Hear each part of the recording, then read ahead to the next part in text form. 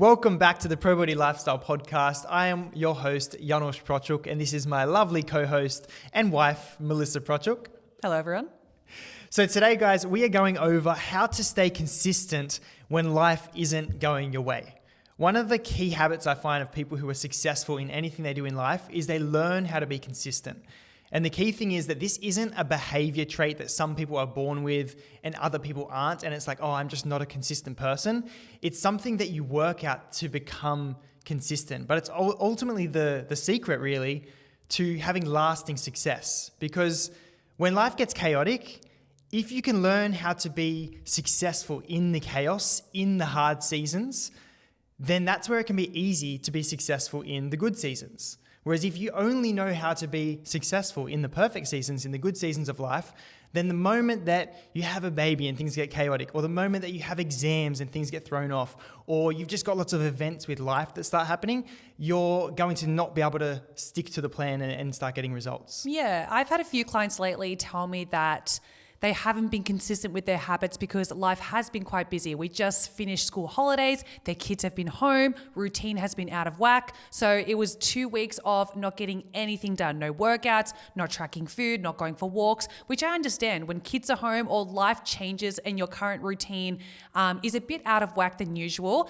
it is hard to stick to your routine. So if you find that you're someone who is always waiting for perfect conditions to work towards your health and fitness goals, then this episode is really going to bless you and you're going to love it, because we're going to teach you how to stay consistent when life isn't going your way. Because guess what? Life isn't always going to go your way. If anything, life is usually a little bit out of whack.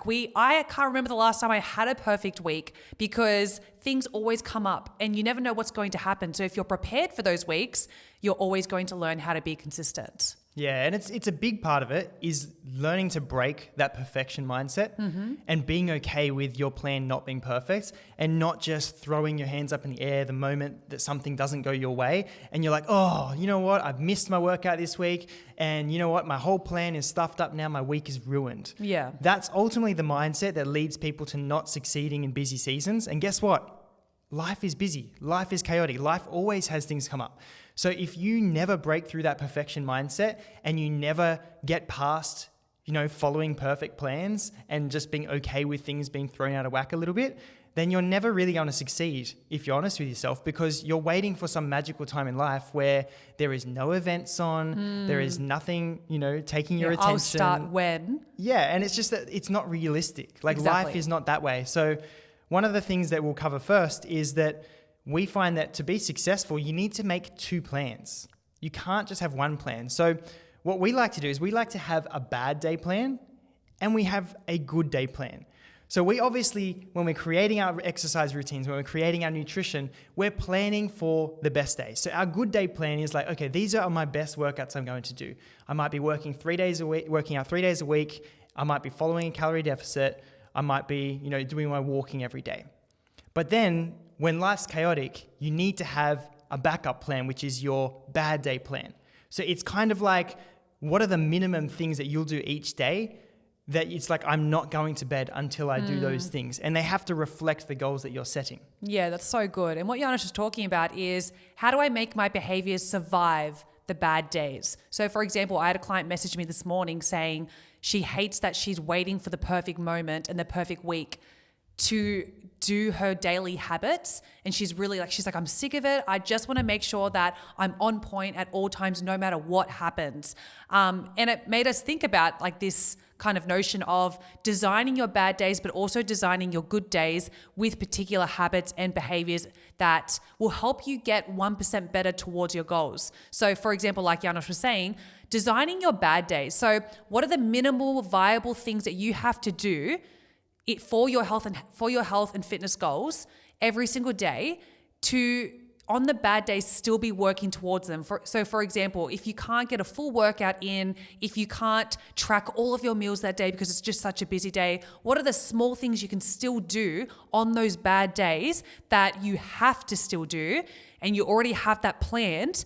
So when those bad days come around, you know exactly what to action. So for example, it could be something as small as instead of getting a whole workout done, it could be getting 2 exercises done, or like, for example, body weight exercises at home, or it can just be going for a walk that day. Instead of going, no, if I can't get a whole hour and a half workout in, it just doesn't count, and I'll wait till next week when I have more time and the kids are back at school. Yeah, I love one of the quotes that I love from Atomic Habits. It's a great book. Is that you rise to the level of your goals, but you fall to the level of your standards. And that's what we're talking about here is everybody sets their goals of their ambitious, I'm going to run every single day. I'm going to, do 5 workouts a week. And they set these really ambitious goals. But then the moment that life gets chaotic, they haven't gone and they haven't set the bad day plan. They haven't set what are the minimum habits, the minimum standards that they're going to have for themselves for each day. And we find that the people who are the most successful in life, they have those minimum standards that they don't go to bed until they've done those things. So for example, if you're trying to build muscle, which I did in the past, I had my entire workouts planned that I wanted to do. If I couldn't have a great day and get the entire workout in, I would do, my minimum standard was 4 exercises. So I would just do the first 4 exercises and then get out of the gym. Yep. Now there was some days too where I couldn't even do that because I was so busy. So my true minimum standard was a push-up habit where literally every day before I have my shower, I would turn the hot water on, and while I'm waiting for the hot water to heat up, I would drop to the floor and I would do as many push-ups as I could. So if you're having 2 showers a day, then that's going to be 2 sets of push-ups to failure. And that was my minimum habit. Now, when we're talking about having a good day plan and a bad day plan, you can't delude yourself into thinking, oh, but I'm following my bad day plan. I've been doing 10K steps every day. I've been doing push-ups every day, because that's not going to build an amazing physique. That's not going to transform your body. The purpose behind the bad day plan is to maintain momentum so you don't feel like you've fallen off completely. But the real success, the real habit comes from fulfilling the good day plan as much as possible. But you need to make sure that, again, you rise to the level of your goals, which is your good day plan, your perfect plan that you're creating, but then you fall to the level of your standards. So if you haven't set those minimum standards for yourself yet, then you need to have a think about, okay, what is the minimum standard of exercise, of nutrition that I want to have for my days? So then that's what I'm going to fall to. So even if life is chaotic, at least I got my push-ups done, or at least I did my 10,000 steps for that day. Yeah, and if your standards only work when the days are easy, then it's not going to work. You have to make sure you've got this backup version, but like Janos was saying, don't make it your only version where you only do the bad day plan every single day, because not every day is bad. So it's good to have that bad day plan. And for example, I only coach female clients. So a lot of my female clients, obviously every month comes around their period.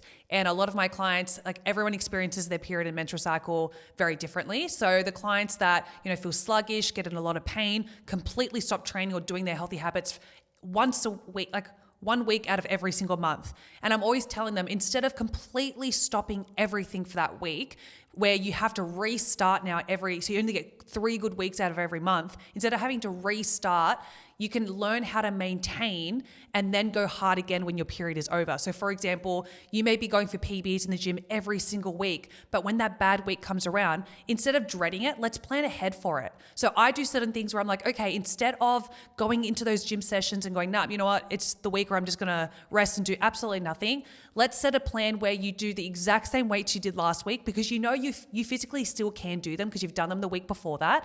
So you can just maintain the muscle gain instead of losing and having to catch up the week after. There's also things where I'm like, instead of, meeting up with people that week and making it a really busy week and overwhelming yourself, only catch up with people that are really good for your mental health and your energy for that week. There's certain things that you can do to plan ahead for those bad days, those bad weeks, but you've got to think ahead and make sure that you're prepared for those days. And then when your period's over, or you have a really great week coming up where you don't have many events on, I know I get excited when I look at our weekend plan and I'm like, oh, there's nothing on this weekend. This is so exciting. I implement all my best habits. I'm walking, I'm making sure that I'm getting my sessions in, but not just getting my sessions done. I'm pushing. I'm going into those sessions going, this is the week to push because I have the time. I have the perfect conditions to get really good PBs this week. I'm going to make sure my nutrition is on point this week, because next week comes around and I have 50,000 events on again. So I've got to implement maybe some of my bad day plan for those days. But this week, I'm going to take advantage of it. Yeah, I love that. And I think that this is the biggest reason people are not successful is that they make their plans as if they have the perfect conditions, but then the reality of life hits and then they can't follow the plan because they never had any backup options. Yeah. So it's just coming to that conviction of, yes, still make the perfect plan. Like we still want to have as many of our weeks as possible be having really great workouts, training really well, like making sure that you're following the good plan as much as possible, right?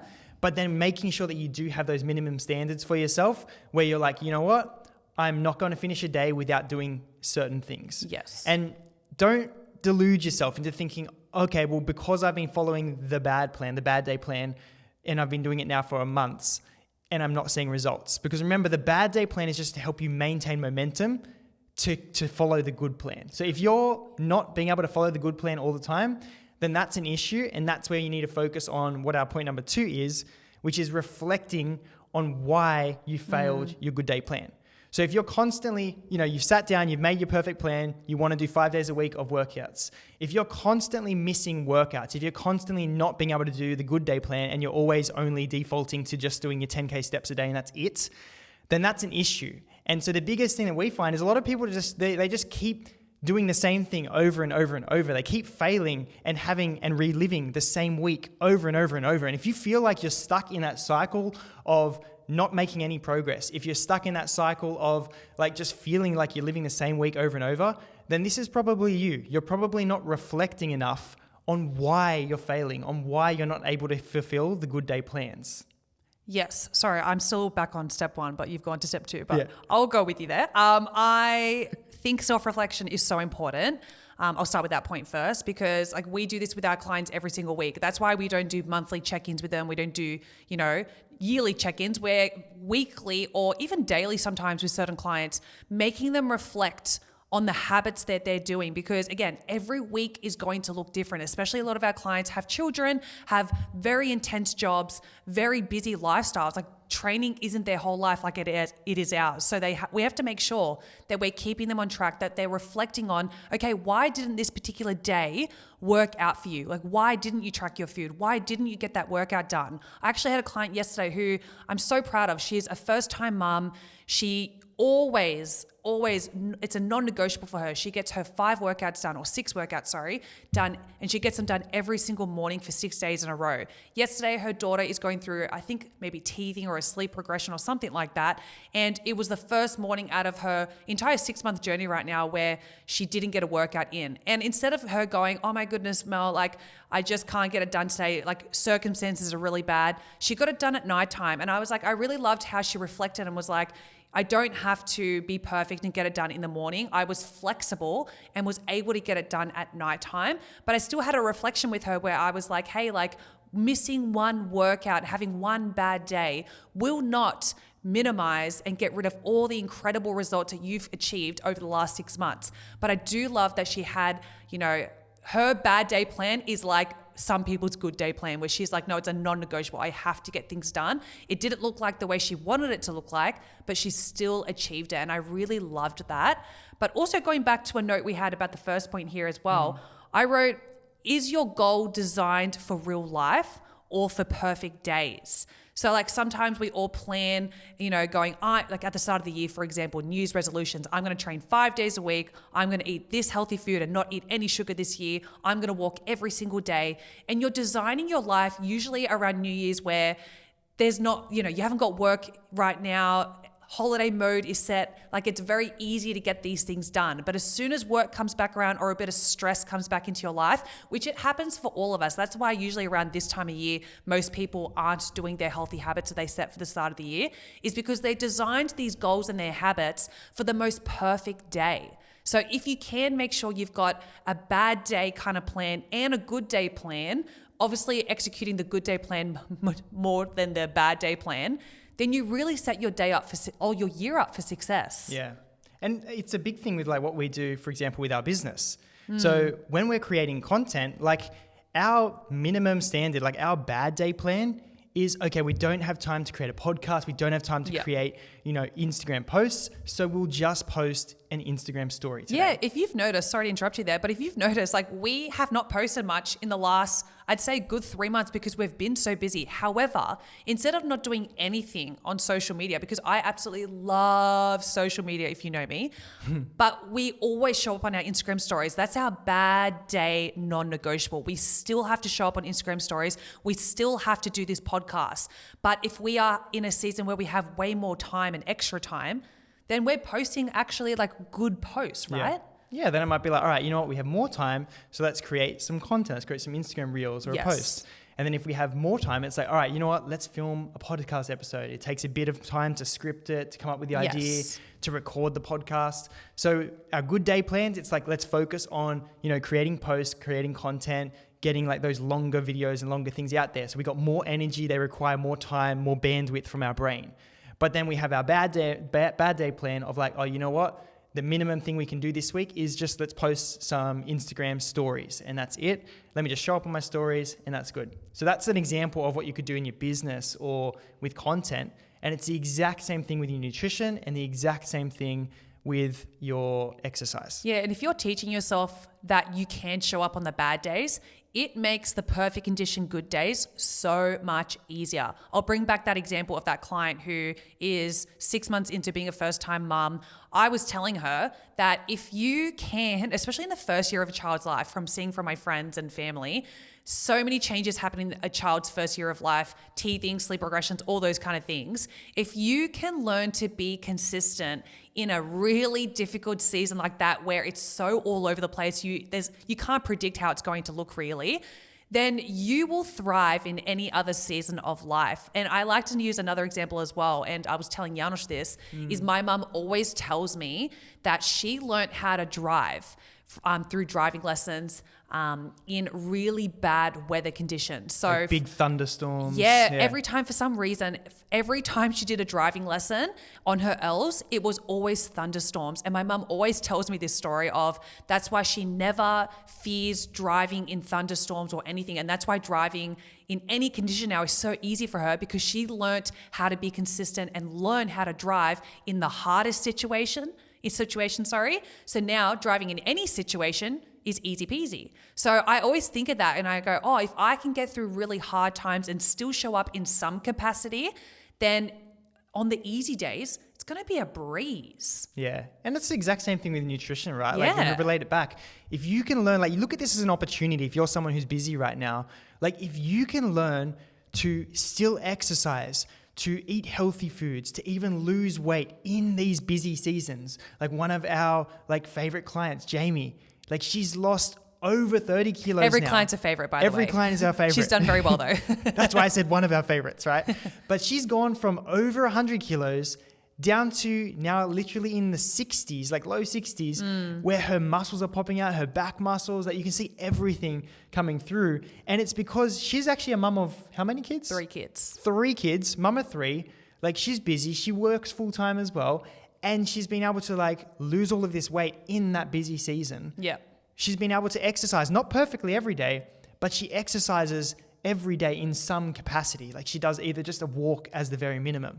And it just shows how if you can master your exercise, your nutrition, you can lose weight in this busy season, that's how you unlock results for life. Because then when you have good seasons, for example, with the driving, if you can drive in thunderstorms, then how much easier is it to drive when it's sunny? Yeah. And I think using Jamie as an example for like all of our clients here, her standards are so high now for being a fit, healthy individual that when she knows a bad season's coming up, not a bad season, but like maybe a bad day where the conditions aren't perfect for her to follow her normal health routine, she still thinks, okay, instead of thinking and saying to herself, oh, I guess I'm just not going to get it done because I'm on holidays, or my kids have this coming up, it's a really busy season, I can't get it done. She always asks the question, how can I get these things done? So for example, she went on a holiday over Christmas time, I think it was to Tasmania, and she was telling me that they had to take this ship where, obviously Tasmania is not connected to Australia. So they had to take a little ship over to Tasmania with the car, I think it was, or the caravan. And everyone else was eating the food on the cruise ship, where she brought with her the Muscle Chef prepared meals and was asking the ladies on the cruise, hey, do you have a microwave that you can heat this up with?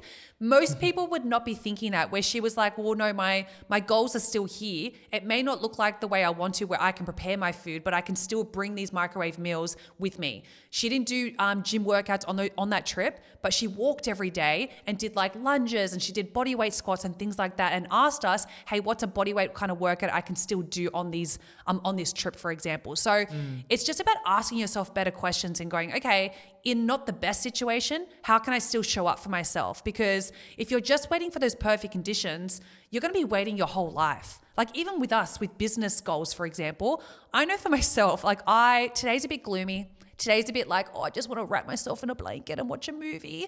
But I know we've got a lot of business things coming up right now. And I'm like, well, it's just not the way that we can't just show up like that today. I still have to get things done. However, I'm still going to do things, but maybe it's not going to be at the best to the best of my capacity here, but I'm going to show up as much as I can today. And on another day where, the sun is shining, I'm at the library, I'm in peak condition, then I would do my hardest work there.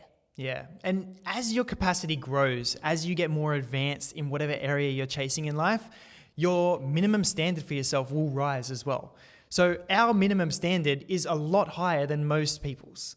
So if you're just starting off, find the minimum standard that you can fulfill each day, no matter what. And then as you level up in life, you need to raise your standards for yourself. So don't delude yourself into thinking that doing the minimum is going to transform your body, because it's just not. But it will maintain momentum.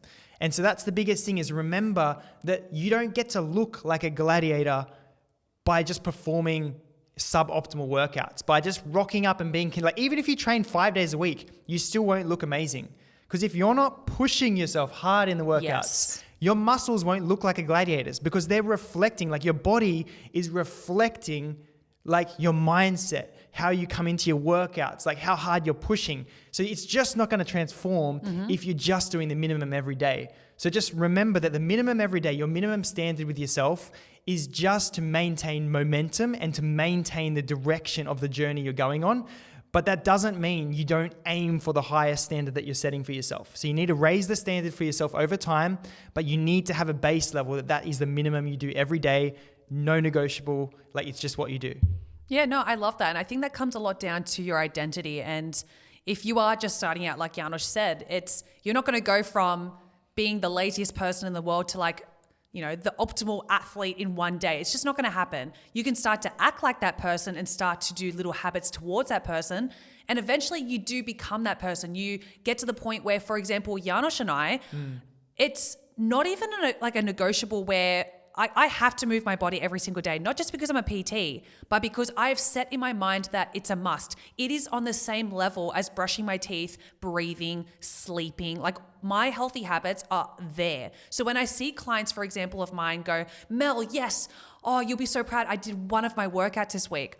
I'm not impressed by that. I obviously know that people, it's not that I'm not impressed. It's not Maybe that. for them we're impressed. For them, sorry, let me repeat that. Yes, I'm not going, loser, but I'm thinking I need to teach them though that their standards are still quite low, where they're thinking, wow, one workout's really good. It is when you're just starting out. However, to get optimal results, you need to actually get, for example, if your whole program is 3 workouts a week, you need to get all 3 workouts a week to get muscle growth. You can't just do one and expect growth, where people keep doing one workout and thinking, oh, this is awesome, I showed up once. I'm like, yes, it is good. It's better than 0, but your goal is to grow muscle. And yet you're thinking that one workout a week is going to get you there. It's not. So we've got to really push you to raise those standards to now get 2 out of 3 workouts in. And eventually you're going to be getting those 3 workouts in. That's going to lead now to making sure you get your protein in, to now making sure you get your walks in, and your standards just keep raising every single week. But this is where, it is good to have a coach or someone that you trust, an accountability partner, to push you. Because your standards are starting here, it's really hard to kind of bring them up every week by yourself. That's why we love coaching our clients and going, okay, your standards are here. I can see that. Again, it's not that I'm not impressed, but I know when I start with a client, I can see their potential straight away. I'm like, oh my goodness, I get excited because I know you're here, but I know you can get to this top level. So I'm going to push you every week. I may be me and Melissa showing up in my check-ins with them, and I'll tell clients, I'm like, hey, sorry, I'm going to sound like a really strict mum right now, but I'm going to challenge you in my check-in video today because I know what you're capable of and you are setting your standards here, but I know that you can be here. Yeah. And it's the mindset of looking at it like it's a non-negotiable. Like so many people haven't realized that moving your body, eating healthy, it's like your personal hygiene. Yep. It's like, yeah, okay, if somebody doesn't brush their teeth at all, yeah, we'll celebrate if they brush it once a week. But we know that personal hygiene shouldn't be done, every other day or once every now and then. It's like you're a human being. You're created to move. And your body feels better when you move. Your body releases endorphins, which are happy hormones that make your mood raise. They lower your cortisol, which is your stress hormone. So exercise has so much benefit beyond making you look good that it's like it should be looked at like your personal hygiene. Like you don't go, oh, yeah, you know what? I'm not going to shower or anything today. I'm a little bit busy. I'm not going to do my teeth. I'm not going to do that. It's like, okay, if you don't have time for your entire gold standard 10-step beauty routine, it's like, well, at least just wash your face, brush your teeth and have a shower. Like just do the minimum standard. And that's what we're talking about. But you can't look at it like, oh, you know what? I'm just going to celebrate doing it once a week, twice a week. It's like, no, you're a human. You need to be consistent to get results. So you need to raise the standard of what's the minimum, not of your week, but what's the minimum daily level for nutrition, for exercise, for your mindset. Like what are those minimum daily things that you do? Not weekly. So celebrate the once a week workout that you do if it's better than last week. Then go to 2, then go to 3. But what is the daily level of exercise you can do every day? And what is the daily nutrition things you can do every day? Yeah, such a good point. I love when you're bringing it back to like the hygiene kind of connection there. As you're listening to the podcast right now, if you're driving, don't do this obviously, but anyone else, if you're watching or listening and you have a piece of paper or your notes app or something in front of you right now, we highly suggest split the page in half or split the list in half and have your bad day plan, have your good day plan, and literally write it out and be like, okay, I personally would start with my good day plan and be like, okay, with the best conditions of my life, what do my healthy habits every single day, not just every week, what are the daily habits I do to become my best self? And I would start with something with nutrition. I would be tracking my meals and hitting my calorie and protein goal. With training, I would have my specific workouts I'd be doing and how intense that I'd be going for those workouts. With my walks, not just say, like I had a client yesterday go, hey, I'm going to try and get a walk in this week. And I was like, wrong language. How many walks are you going to get in and how long is that walk going to be? And when? Like schedule it. Put it in your calendar. Yeah. Exactly. What are you going to be listening to on those podcasts? Are they going to be silent walks? Are they going to be silent walks, podcast walks? Are you going to do it with a friend? Is it going to be you just listening to music for your mental health? Be so specific that your brain can't come up with excuses not to do it. So once you've got all those healthy lists, like sleep time, whatever it is, like all those things, then go, okay, with all of those habits, let's look at a day where maybe it's not the best. Maybe I'm so busy, or maybe someone interrupts me. Maybe something happens with my family, etc. What's the minimal thing that I can do with training, with my nutrition, with my cardio, for example, to just at least remain healthy and not completely stop? I highly suggest right now to do those lists. Yeah, I think so. I think that that's very important. And again, as you get more advanced, your minimum standards should raise over time as well. Yeah. But if you need to start with just brush my teeth, I go for a 5-minute walk, I just do the very, very basic kind of things and functions of a human, figure out whatever your goals are and find the minimums of those things. Yeah. Now, the step 2 that I jumped the gun on. Yeah. If you're always defaulting to your bad day plan, then that's a problem. Because like I said, you're never going to look like a gladiator by just following your bad day plan, by going for a walk every day. Like that's just not physiologically how you transform your body. So if you're not losing weight, if you feel like you're repeating the same week over and over, then why are you failing your good day plan? So this is where we encourage our clients, like we don't need to always give our clients feedback with nutrition. If you just start tracking your nutrition, you're tracking what you're eating, when you look at your food tracker, reflect on that day. Don't wait for your coach to tell you why you failed that day. You should be able to open your food diary and realize, oh no, I went over my calories for that day. Oh no, I didn't hit my protein for that day. Now ask yourself the question, Why didn't you hit your protein for that day? And why did you go over the calories for that day? Now reflect and look at your food diary and have a look at, okay, which meals were low in protein? Can I swap that out for a high protein meal so I don't fail again and fail again and fail again? Same with calories. What meals are pushing you over in your calories? Find that meal and then just Google, TikTok, whatever you need to do to find a lower calorie, higher protein option of that meal. And that way you don't, that's self-coaching now because you're starting to reflect on, okay, why am I not following my good day plan all the time? Yeah. What's getting in the way? Is it a scheduling thing? Is it that my meal options aren't good and I just keep repeating the exact same meal options? If you don't change your diet, just tracking your crap diet isn't going to change your diet. Yeah. You're tracking your diet to figure out what meals are high calorie, what meals are low protein, which meals should you swap out for better options. So make sure you're reflecting, figure out why you're failing. Is it a scheduling issue? What it is, and then change it so that you don't repeat the same week over and over so that you can start looking like that gladiator. Yeah, that's actually perfect to say. I think consistent people, like you were saying, are asking better questions to themselves instead of being like, oh, didn't work. Oh, I hate my life. I never have time for myself. I can't fit my workouts in. This sucks. Instead of having that mentality, it's about asking yourself those better questions of going, oh, okay, it didn't work this week. Why? Stop being so reactive and be proactive and be like, okay, my protein I'm not hitting my protein. Maybe it's because when I'm planning my food for the week, I'm putting my carbs and my fats in first and I'm leaving calories left over for protein. Maybe you need to plan your protein first. Maybe you need to get up on ChatGPT and Google and look up some higher protein recipes. Maybe you need to stop wasting protein on protein bars. You know what I mean? It's asking yourself better questions and reflecting. And instead of being really angry why you failed, look at it as a growth moment to go, okay, I'm 1 week behind, but that's okay.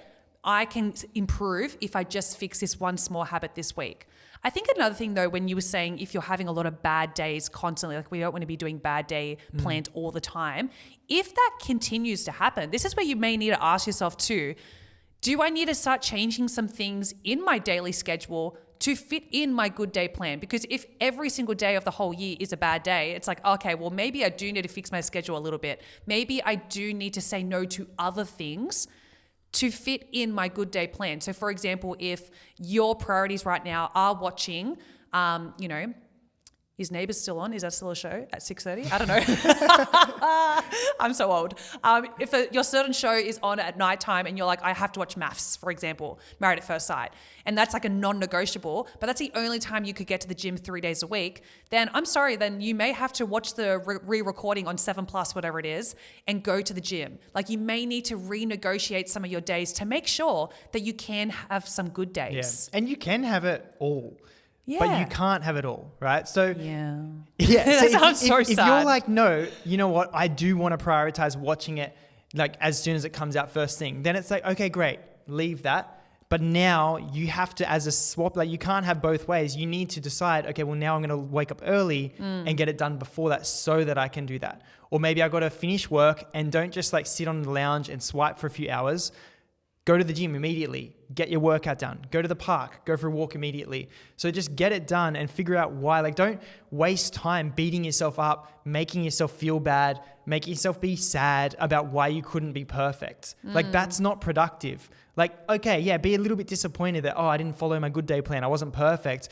But then it's not productive just beating yourself up. Ask yourself, why did I fail? And then solve for that. Figure out why, what got in the way, and then fix that. And then that way you're not repeating the same thing over and over, because it's the most annoying thing when we coach our clients and they keep going through the same cycle. And we can see it easily from the outside because we're on the outside. Yep. But they get stuck in that same cycle for so long sometimes because they're not reflecting on what's coming up, what's popping up, and they're not creating those bad day plans to be able to just keep the momentum going. Yeah. Or they just get stuck in that beating myself up kind of cycle where they had a bad day and then they didn't celebrate that they followed the bad day plan. Instead, they beat themselves up that they didn't follow the perfect plan. And then they sacrifice the next day because they beat themselves up. And it can take the whole week sometimes to reset because they beat themselves up about Tuesday. And it's get over Tuesday and just fix Wednesday. Yeah. Don't fixate on the fact that you failed Tuesday. Figure out why did you fail Tuesday so that it doesn't happen again on Wednesday. Yeah. exactly right. Like I love when a client can actually just self-reflect and be like, hey, I can acknowledge that I had a really bad week or a bad day. I'm going to fix it. And I'm like, yes, cool. My job is done. That is exactly what I would have told them. Like, I can't change what you've done in the past 24 hours, but we can change the future. So instead of dwelling and being like, oh, I'm so scared to jump on the scales now, like I've ruined it. What's the point? This is so typical me. Instead of saying that and reinforcing those kind of notions in your mind, let's actually change it. You have the power and the responsibility every single day to change those kind of mentalities, but it's up to you. Like your coach can't change it, your partner can't change it, only you can change it. And I think that leads really well, if you're done with part 2 there, into part 3, where I think it's really important to make sure you're reinforcing these new and good habits that you want to bring into your life and making sure you replace the bad ones. So I like to use the example of, when someone quits smoking for the first time. I know a lot of people who have quit smoking. I don't know a lot of people, but I've heard stories of people who, I don't really know that many, but maybe one. I know someone who quit smoking. She mustn't have many friends. I don't hang around with smokers, that's why. But quit smoking, but replaced the habit of smoking with eating. So they started to put on weight. It's because your brain, like there's a habit that you've got in your daily ritual. And if you remove it, guess what? It needs to be replaced. So if you're not replacing those bad habits with something better, your mind is going to look for something else that's going to give you that dopamine, that feel-good hormones. That's why a lot of people do go to food. I know for myself in the past, I'm someone who used to stress eat. So if I was stressed, oh my goodness, chocolate was my best friend, which it still is, but I'm very controlled now. And I learned, instead of doing that, to go for a walk up and down our driveway. If you know our driveway, it's quite long. So I would, instead of eating, I will have a stress walk and go up and back down, and then I'd feel better. I know Janos, whenever he feels stressed, he goes for a run. So it's about replacing those, like you're changing your habits now. It's not just going to be perfect to begin with. Your brain is going to look for the comfort, look for the good. And these new habits may not feel good to begin with. And your brain's going to be like, ew, why would I want to train and get up early and not go on my phone and scroll? That doesn't feel good for me. I want to go back to those old habits. You need to reinforce these good ones with some rewards. And I think a lot of people don't realize that your bad habits are serving you, right? Otherwise, you wouldn't keep doing them. Mm-hmm. So journaling, and this is why we said in point 2 about reflecting, why it's so important to reflect on why you keep doing this. So if you can just figure out, okay, why am I stress eating? Oh, it's because of stress and I'm dealing with that. Why am I emotionally eating? Oh, it's a coping mechanism to deal with emotions, sadness, grief, whatever it is, right? So if you can figure out that, oh, actually, my bad habits are actually coping mechanisms. They're helping me cope. So you can't just remove the coping mechanism, because then you're not going to cope anymore. Yeah, exactly. Like if you're removing the stress eating to help deal with stress, you're not going to deal with stress. If you're removing the emotional eating to help deal with grief and your emotions, anxiety, any of those things, right? Insert whatever reason it is that you're doing the negative behavior you don't like, then it's actually a bad thing to remove it, because it's actually helping you cope. So smoking, yeah, it's bad for your health, but it's actually helping you cope with whatever emotions or stress or anything that you're dealing with. So you can't actually just remove it, because you're removing the coping mechanism. You need to swap it out for something. And so that's where you need to identify, all right, why am I defaulting to this thing that I don't like doing? What is it actually helping me get over? So if it's stress eating, it's helping you deal with stress. If it's emotional, it's helping you deal with your emotions. And then now, can I insert something else to cope that I do want, that's going to support my other goals? Like what we talked about with walking or running or exercising or doing some deep breathing or going for a walk to the, you can tell that we don't work corporate jobs, going for a walk to the water thing. We sound so bubbler, the coffee station, right? But just getting up and going for a walk when you feel that anxiety build, just getting up and just finding different tools you can use. And you can use, again, ChatGPT, Google, to identify different coping mechanisms. So if you can type in, okay, I'm finding that I am using emotional eating to deal with my emotions. What are some other coping mechanisms I can use? Oh, I can't do any of them at work. Now type that in. What are some different mechanisms I can use when I'm at work? And then it'll come up with different ideas. Pick one or two, test it out for a week or two, and then see how you go from there. Yeah, that's a good idea. But some people may not even realize, like as you're listening to this, what like bad habits you're actually doing, because they're so habitual and there's such a routine in your life now, you may not even realize that something you're doing is wrong. Like for example, myself, I definitely still do this, but I'm trying to get better. I know if Janos is trying to have a very serious conversation with me, or I don't want to deal with something he's talking about, I grab my phone out and I start to scroll for a bit of dopamine. Or if we're watching a very intense movie or a TV show episode and something's coming up and I can feel the suspense coming and I'm like, oh, I don't want to deal with this, I go straight to my phone on TikTok. That was so funny. Like we're watching some sort of thriller movie. Yeah. And then, and when we talk about thriller, for Mel, that means like The Rookie or something lighthearted. Yeah, like it's like not that bad, but still. But the moment that a stressful scene comes on, you can see because Mel gets fidgety and then she I'm like, pulls where's my out phone? her Where's my phone? I'm like an addict. And she just goes on TikTok and starts swiping. I'm like, I need some dog videos. Yeah, I'm a freak. But I only realized that until Janos recently was like, I was like, where's my phone? Where's my phone? He goes, no, you can handle this. And I went, oh gosh, I sound like a sicko because I'm like, give me my drugs, give me my phone. Because I didn't want to handle the situation, even though it wasn't that bad of a situation anyway. But it's really good. I actually really enjoy realizing these things because I didn't realize that was a bad thing. And then I was like, oh, that's something bad that I'm doing because I'm with the emotion of like the cue is the emotion of feeling a bit overwhelmed, suspense, scared. My phone is the solution there. And I'm like, oh, I want to break that cue and that habit. How do I do that? So Janos now locks away my phone and I have to handle it. And I'm like, oh my gosh. So then I start picking my nail around my skins, which is also disgusting. But now Janos, whenever he sees me doing it, he holds my hand and I go, I have no more coping mechanisms. I just have to deal with it now. I just have to breathe. I don't like it, but I'm dealing with it and it's getting better. And I'm like, wow, I sound like a sicko right now. Like if you're laughing at me, that's okay. I laugh at myself too, but I'm getting better. So whatever, you've got to with the bad habit, you've got to acknowledge it, but you also have to replace it with something better. So at least Janos just holding my hand. I'm like, that's a better replacement than me picking and bleeding. But trust me though, you won't die. What? Like if you're feeling stressed, you won't die. Like feel the stress. Sometimes it feels that way. If you're way. feeling anxious, if you're feeling fearful, if you're feeling guilt, if you're feeling sad, if you're feeling those things, like recognize, okay, this is a coping mechanism I'm using. It's not serving me. Let me stop it. One thing is, find something else you can replace it with, but also recognize that it's actually okay to just sit in those emotions too. Yep. And the only reason that you need to escape it immediately is because you haven't, we talked about this in a previous episode, but you haven't gotten used to the exposure of it.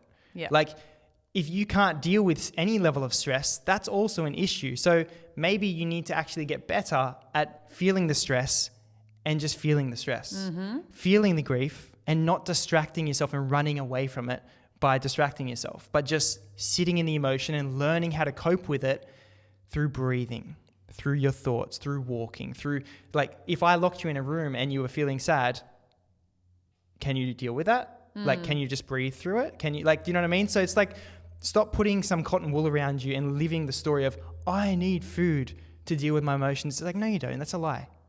Like if I locked you in a room and you were sad, you're not going to die. You're still going to be okay. If you were anxious and I locked you in a room, like yes, there's panic attacks, all those things. I'm not nullifying that. But what I'm saying is like, learn to empower yourself. Like remove the things you don't want and then just learn to breathe through them or replace them with other coping mechanisms like a walk, like eating healthy food, like exercise. Yeah. And just sometimes it is a bit of a battle, like Mel was just going through in that example. She went from swiping on her phone to picking her nails. I'm picking my skin right now. Picking seriously. her skin. It's like, oh no, I've got no nails to pick. I'll pick the skin around my nails. Yeah, like sicko. So sometimes it does take just a lot of self-reflection to get through these things and come up with better plans. With these new habits though, make sure you reinforce them because your brain is already programmed and you've done this programming of these neural pathways in your brain to like the coping mechanisms that you've already chosen. So if we're going to go the other way now, reward yourself. Like every time I don't go on my phone, Jana's just like, really proud of you. And I'm like, oh, who, me? And I'm like, I'm like, thanks. Even though I sound like a child. But for example, if you lose a kilo, if your goal is to lose 30 kilos, but every time you lose 1 kilo, celebrate it. I'm not saying go binge eat, but go do something fun. Maybe go buy yourself a cup of coffee out at your favorite cafe that week. Do something fun. Or celebrate it in a way that supports your goals. So maybe buy yourself, a handbag's expensive, but maybe buy yourself something that's not related to food. So you're not having to celebrate. Like you don't want to always celebrate using food, but celebrate in another way. Or another way, yes. One of our friends does this. I can't remember why she did it, but adding a certain amount of money, like for example, every kilo you lose or every time you say no to that certain bad habit, you put $1 in a separate bank account, like little fund there. And every time you do the good habit, it keeps accumulating. And make sure you talk to your partner about it if you've got a partner, so that these random money isn't going somewhere that they don't know about. But you put, and all of a sudden, if you've done the habit maybe 50 or 100 times, you've now got like $100 that you go, oh, now I can get something massive that I can buy to reward myself. It's kind of like that kind of, that reward that you go, oh, I'm reinforcing this good habit. And in your brain, you're now going, oh, this is actually fun. Where before, doing the bad habit is not fun. So for example, every time you get up and not snooze your alarm, you get up, your phone's across the room and you do it and you still get up and don't go back to bed, put $1 in that bank account. And that, I can guarantee you'll be like, oh, I can't wait to get up tomorrow and put that $1 in my bank account, because your brain's excited now. Like you've turned it from a task and a chore to, ooh, this is $1 closer towards me getting, I don't know. And it doesn't have to be fun. $1. Like you could do 10, you could do $100, you can do whatever you want. It doesn't have to be even the finances thing, right? But if you just something, want the visual thing of, like, for example, our bank up, you can create a very easy saving account for a specific goal.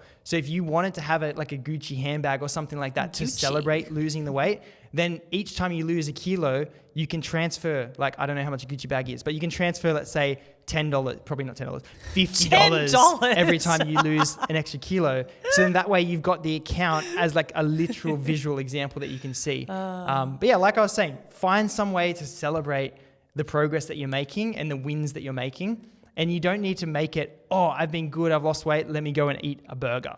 Yeah. It can be celebrated in a different way. Sometimes. So for example, the same client I was talking about before, Courtney, shout out to Courtney, hit her massive goal. She lost 20 kilos. And she said once she got to this certain particular number of 20 kilos loss, she was going to go out with her partner and they were going to get some sort of cheat meal. But she has not, in the last 5 to 6 months, had anything.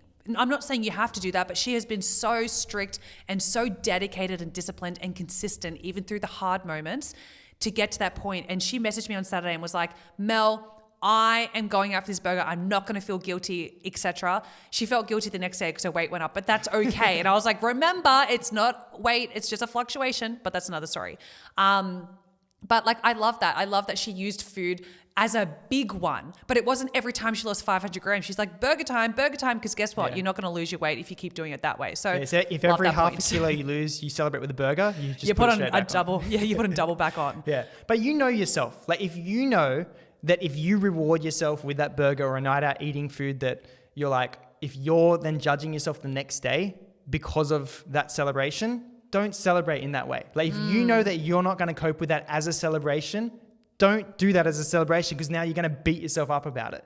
But if you're able to reframe it, then yes, use that as a reward. So that's all I was saying, is if you're the type of person who knows that the moment you've had that burger, you're going to feel like crap afterwards, then why did you use that as a celebration? Yeah. I would rather you go buy some new lipstick, buy a Gucci bag, do something else, like go play golf, like do something that you want that is a celebration that you won't then beat yourself up about, like the celebration. Yeah, I agree. And don't buy a Gucci bag if you're like, oh no, I shouldn't have spent that money, I feel bad like that. Like only celebrate in the way that you know that is a celebration. I agree. And I think to get there, something you've got to really make sure you're doing is deciding once and removing any other options. So for example, let's use Courtney again.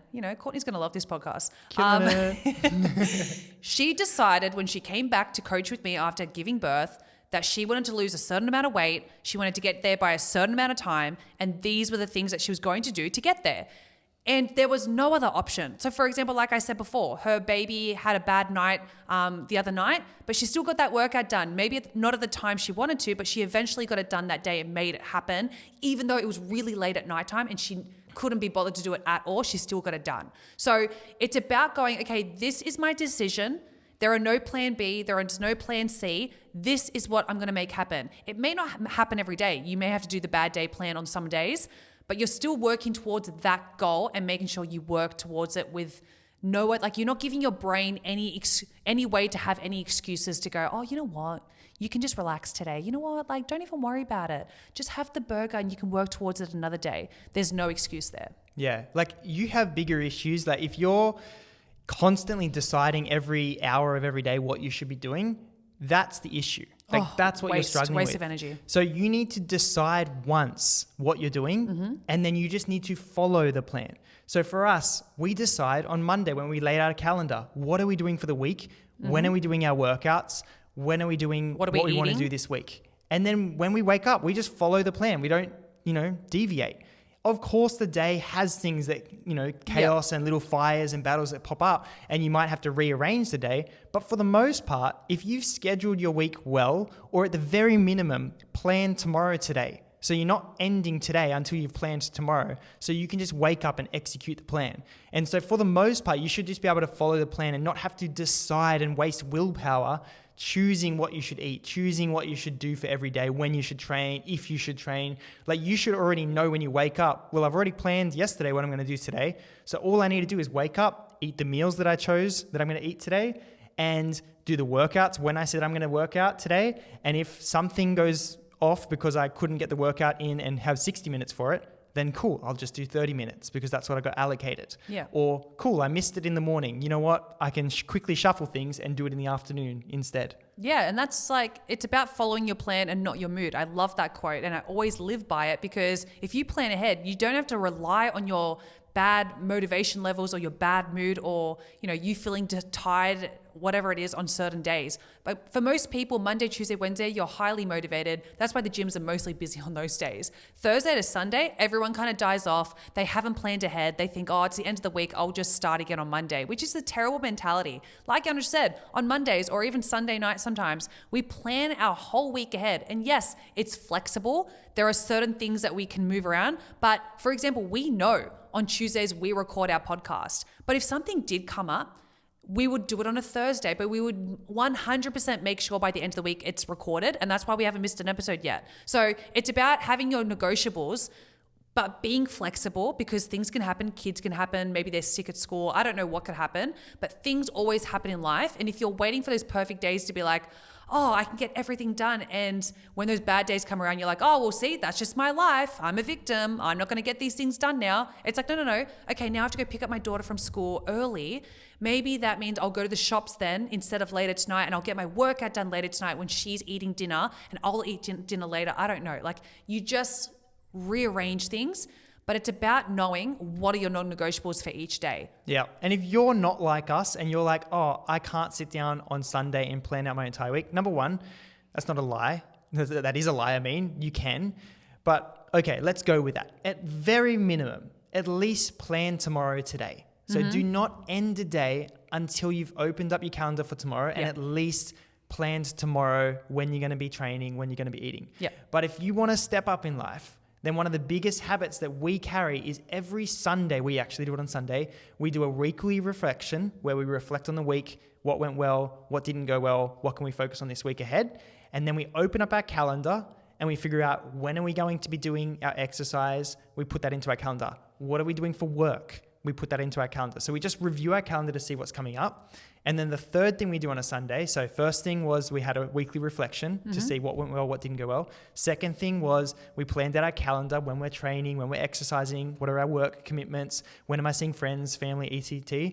And then the third thing we do is we then figure out, okay, what do we want to eat for the week? And we either plan our shopping to go and get the shopping, or we at the very minimum know, okay, these are the meals we're roughly going to follow for this week. And if it's a busy week, we do have those frozen meals in the freezer so that if we have to default to, oh no, I didn't have time to follow the plan because the day got chaotic, then I can just reach into the freezer and grab a frozen meal, or I can just drop into, the servo and get one of those frozen meals or something like that. Yeah, we're always prepared. Yeah, so you're always living prepared. But if you're constantly living unprepared, it's probably a you issue and not the world around you. And it's probably that you're not organized with your calendar. Yep. And you can just live in that lie of, oh, I'm just an unorganized person. It's like, yeah, because you're letting yourself be. No, I agree. And if you go back to, is it episode 4 of our podcast? Way back in the day now. We go over our productivity method and how we set our calendar up each week, and we go through all different levels. So if you are struggling, highly recommend going back to that episode. I just think it's really important to be organized. I think the way that we're not different to any of you. Like, we're not, oh, we're better than you because we're consistent. No, but we are very organized and we are planned. I know myself. I know Janusz, but I know myself way better. I know myself, and I know that I can get a bit moody sometimes. I know that I can get hangry. I know that I can sometimes get a bit overwhelmed because we've got a lot of work on. That's okay. But I prepare as much as possible for any outcome that can come. So sometimes I overly prepare for a week. If I know a very busy week of work, social events, etc. are coming up, I will go above and beyond to be like, okay, food has to be prepared 100% and backup meals are here just in case. Okay, our workouts are going to get done earlier in the day just in case something comes up that interrupts that. And if I wait too late in the day, it's not going to happen. Like I will overly prepare for it to make sure that these things happen. And then on weeks where we're like, oh, like no programs this week, oh, no social events, don't get easier on those weeks. Be like, okay, now I'm going to go even harder on those weeks because I have the time. Don't get easy on your schedule there. Like that's why we love schedules. That's why we love planning, because we plan so we don't fail. Yeah, you're planning for success. Like you're planning to prioritize your goals. Yeah. Which again, you should be liking your goals. Like if they're not things you don't want to do, then don't do them. But if you want to lose the weight, if you want to build muscle, if you want to train for certain things, if you want to do certain things in your life, then planning should be exciting because you're actually just making time in your calendar to achieve those things. Yeah, and consistent people, they aren't better than inconsistent people. They've just got better systems in place.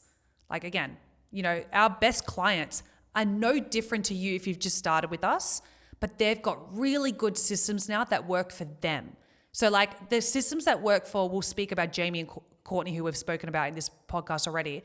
They're not better than you. But they may be going, yes, we are. But they've got really good systems now that work for their lifestyle. And I tell those systems to other people and they're like, ew, I'm not getting up at 4 a.m. I'm like, yeah, that's okay. But that's what works for them. We need to find what's going to work for you now so you can actually realistically stick to your goals every single day. Yeah. And stop being so soft. Like doing hard things in life, like you don't get to look like a gladiator by being soft. Like it's just simple, right? And so a lot of us, we're sitting there whinging that we want all of these things. We want to achieve all these things. And it's like, but you're not doing what you need to do to achieve those things. Yeah. Like, yeah, okay, succeeding, it does take a little bit more effort. Like you do need to plan a little bit more. You do need to have a good plan that's going to actually achieve the result. So we didn't even talk about today that most people don't even know how to create workout routines and all of those types of things, which is why you get a coach. But assuming that you're following the good plan, you need to learn how to make most of your days good days and reflect on why can I not do that? Why do I keep failing? And don't beat yourself up about the failures, but find solutions for them so that you can have more good days than bad. But at least set a bad day plan. Have the minimum standards for yourself that you do not go to sleep until you fulfill those minimum standards. Yep. So if it's a simple 10K walk, do that. If it's simply doing push-ups before you shower, do that. Like whatever the minimum plan is, the minimum standard is, find that, but identify why you can't fulfill the good plan, and you need to figure out and solve for that so that you don't just keep repeating and living the same week over and over, and just, eat some concrete, like get hard. Eat some concrete. Yeah. Brutal. Yes. Also, stop thinking that 1 week's going to change everything. Like I know a lot of our clients, they have one consistent week and they're like, Mel, conditions were perfect. Even some days conditions weren't perfect and I still did it. And they're like, but nothing changed. And I'm like, yeah, because where you're at now is a accumulation of all the habits you've done for years to get to this point. Why are you expecting 1 week to change everything and reverse all the bad habits you've done for maybe 1 to 2 years or even longer sometimes? So the biggest thing here is also being consistent and learning how to be consistent through the hard moments as well, is also being patient and going, okay, like these habits, if I continue to keep doing them through the good days, through the bad day plan, whatever you're doing and being consistent with those, make sure you're patient enough to reap the rewards in the future. A lot of us are going, oh my goodness, I had one salad, Mel.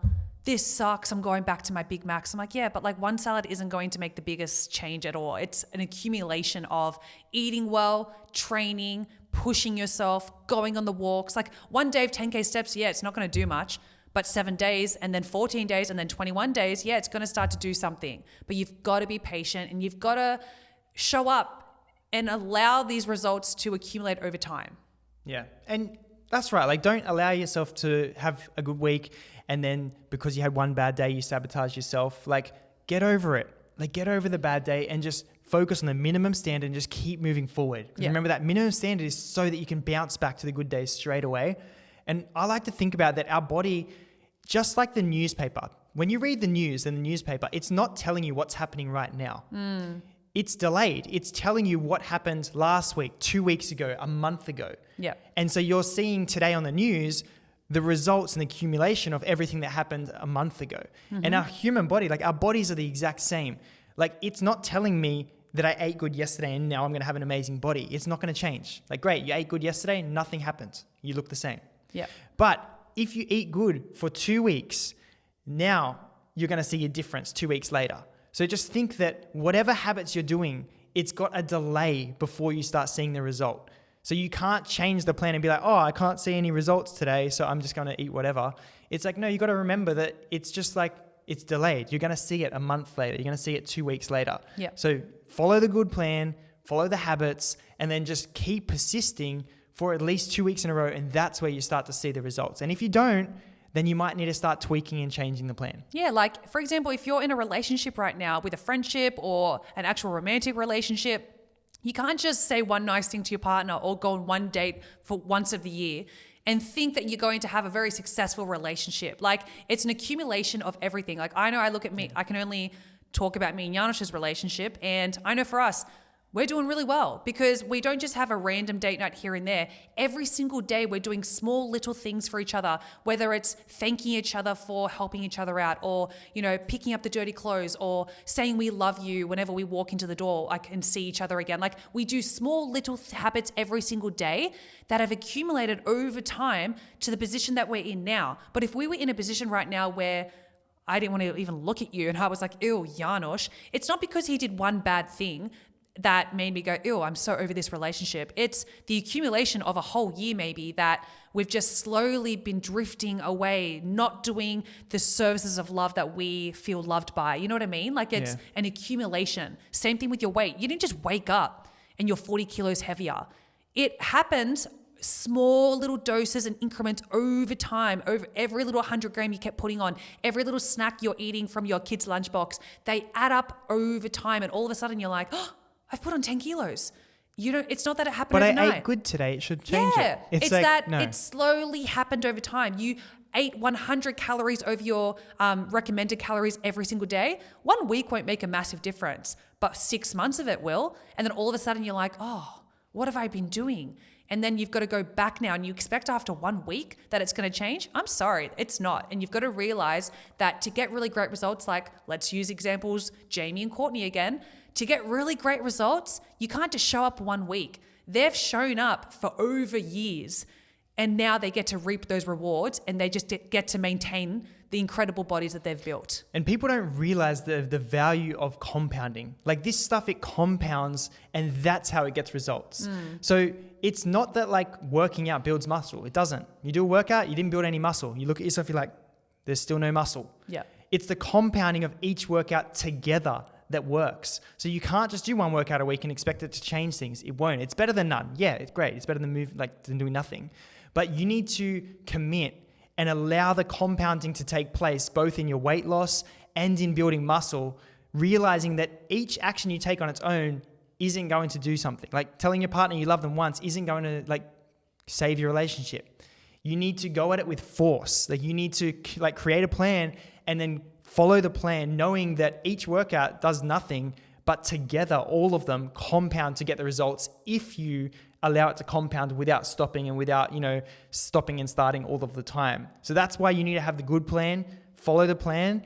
If you can't follow the plan, adjust the plan slightly. And if you can't do that, at least do your minimum standards to maintain momentum, but realize that you need to find a way to follow the plan consistently over time without beating yourself up that you fell off the plan once. Just get straight back to it, knowing that, okay, the compounding of all of the workouts, of all the nutrition that I do, all of these things is going to get me the body that I want. Just like eating bad once doesn't make you gain 40 kilos. It's the compounding of eating bad multiple days, multiple weeks, multiple years in a row is what creates that circumstance. And so it's the exact same, but in reverse. To lose that 40 kilos is you need to now do the compounding day after day of the healthy meals and moving your body, knowing that, every workout on its own actually pretty much does nothing. But it's the magic of the compounding when you do it day after day, week after week, consistently. That's where the magic is. Yeah, I think that's a great way to end this podcast. I think it's just straight to the point. Just be consistent, guys. Because being consistent, again, is not about waiting for the perfect moment. It's about making the perfect moment out of a bad situation as well and going, okay, this, like, for example, if your day has been interrupted, this is what the perfect situation looked like with all my healthy habits for this particular day. So you've just got to prepare yourself and go, okay, my bad day list, my good day list, be consistent with those, but obviously be good as much as possible. And just give whatever you have. Like whatever you have for that day, you give 100% of what you have, even if it's only 50%. So if I had a 60-minute workout planned and now there's only 20 minutes left, then do the 20 minutes. Yeah. Like give the 20 minutes. If you're not that motivated, if you feel 50% motivated, then give your 50%. Yeah. Like just do the work. And believe in yourself, guys. Like if you knew what you were capable of, you'd be astonished. Like we all think we're at this level, but you, like right now, you listening to this or watching this right now, I'm pointing at you. You are capable of way more than you think, and you've just got to be consistent and do it. Like it doesn't happen overnight. Those people who achieve those massive goals become, famous and rich and all these different things. It didn't just happen overnight. Like if you look at your favorite actresses or actors, they probably auditioned for 1,000 things and finally got that one role. Yes, we only remember that one role and they look like an overnight success, but guess what? There were years and years of being consistent and being patient and just following through. And that's what you've got to do as well. With whatever goal you have right now, even if it's not health and fitness, be consistent, change things up if you need to, but just be patient and eventually it will work as long as you don't quit. Anyway, guys, go out there and live the Pro Body lifestyle.